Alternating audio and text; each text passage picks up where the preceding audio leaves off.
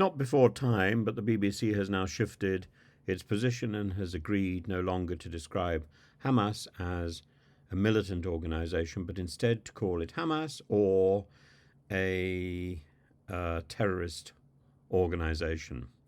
For some days, we have not been using the word militant.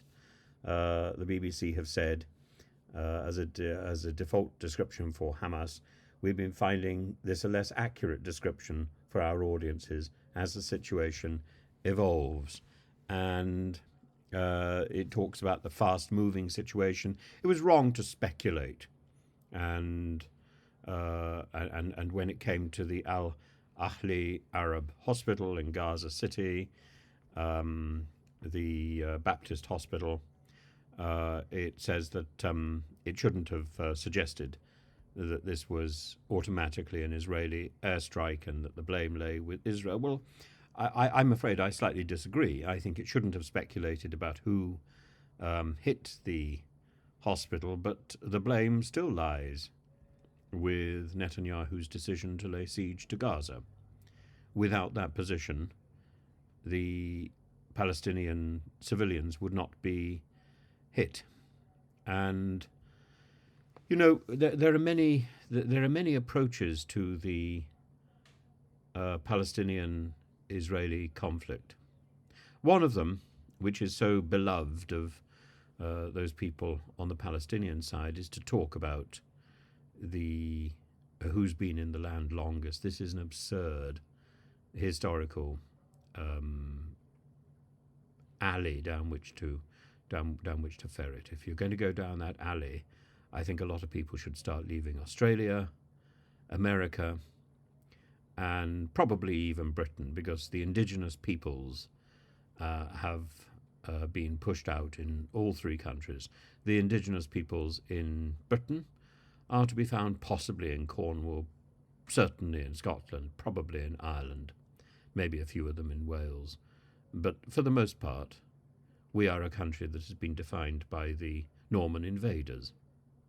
In America, of course, the indigenous peoples have been pushed into very small enclaves.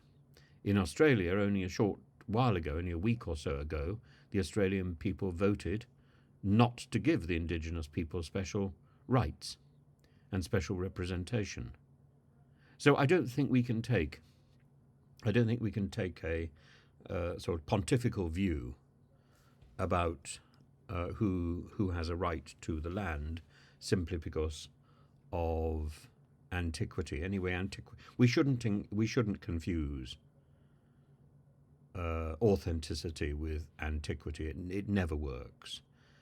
As anybody would know in a court case, it's not necessarily the person with the original statement who has an understanding of the truth.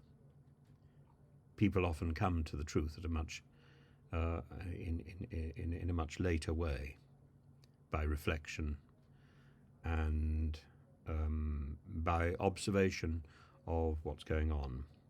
And DNA and claims to authenticity often are not as clear cut as some propagandists would like it to be. So that isn't the route forward. The route forward, I think, is basic humanity and basic kindness.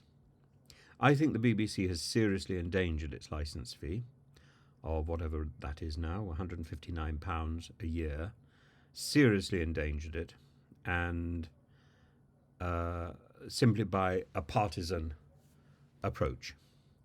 And it's defended that partisan approach, ironically, with an appeal to being objective. But I think it's going to have to do a great deal to dig itself out of this mess.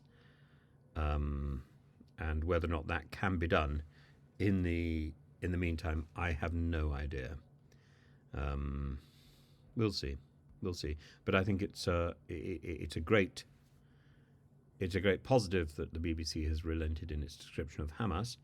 By describing Hamas as a terrorist organisation, it allows us to then draw a distinction between Hamas and the Palestinian people who are suffering.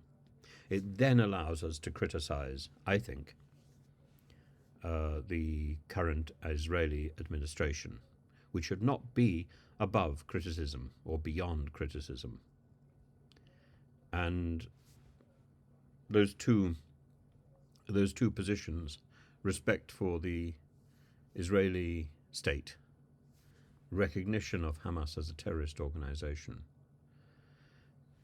then allows us to talk about the appalling terrorist attack. It allows us to talk about the appalling solution to the problem which Netanyahu has provided, which is to lay siege to Gaza. I think a much better solution would have been to have co-opted the support, which was so ready, of Saudi Arabia, of Qatar, of Turkey, and to have moved forward maybe with some sort of Islamic peacekeeping force. That would have been the wise approach, and maybe to have then ring-fenced Gaza in some sort of protective siege scenario, but without cutting off basic supplies.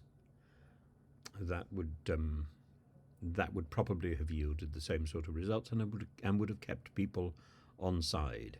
Instead, Israel has played into the hands of the Iranian, Hezbollah, Hamas puppeteers.